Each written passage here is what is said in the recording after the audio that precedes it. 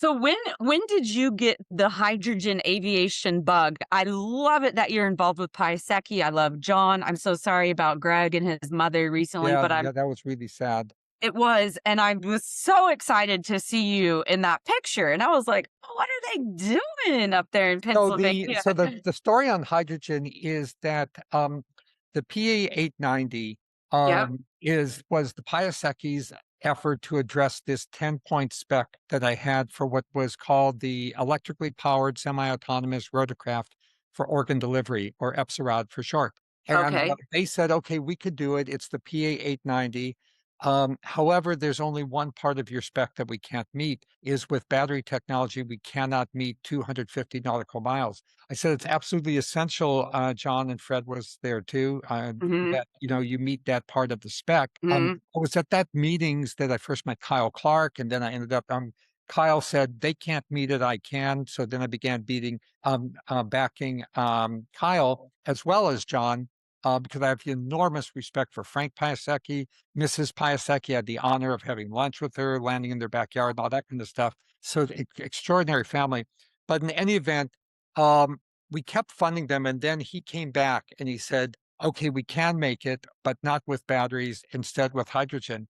I said, "That's fine. That's perfectly great." In parallel with that, What Mikhail, year was that, do you think? that was basically 2 years ago. Oh, wow. So, Okay, not and to, then in sorry to parallel, interrupt, but go ahead. I so during that time is when I was leading the Hydrogen eVTOL Council at Vertical Flight Society, and John was participating actively every month. And so I like to think that what we were doing had something to do with that.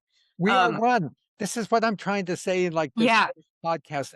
Yes, it's true that we are like, divisible, okay, but we're also indivisible. yeah, There's no separating you from John Piasecki. There's no separating you from me. There's no separating you from the entire hydrogen industry. There's actually no separating you from all of humanity.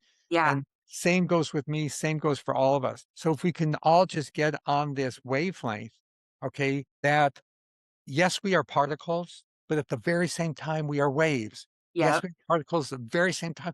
And that's really the point of the jazz of physics, is if people could just understand this fundamental social version of physical reality, then we would realize that, yes, all of reality, okay, is something that we've conjured from our mind, but also our mind is something that's been conjured from reality. It's not one or the other. Mm. Oh, life is symbiotic, it's dialectic, it's unitary and divisible. So Oh, wow. thank you for like sharing your seed and your energy with all of us in the hydrogen community.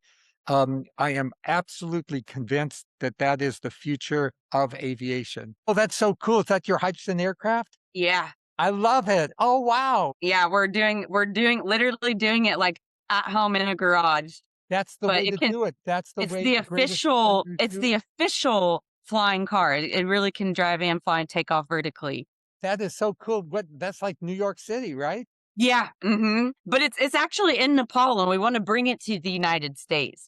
So that's what we're working on now is bringing we have 2 people in Nepal and our manufacturing equipment that we need to get to the US in Texas and build a sustainable building, which I wanted to ask you because I heard you say on an interview once that you guys well, I know you guys have the world's largest sustainable building. If we can look at your plans or tour whatever you can.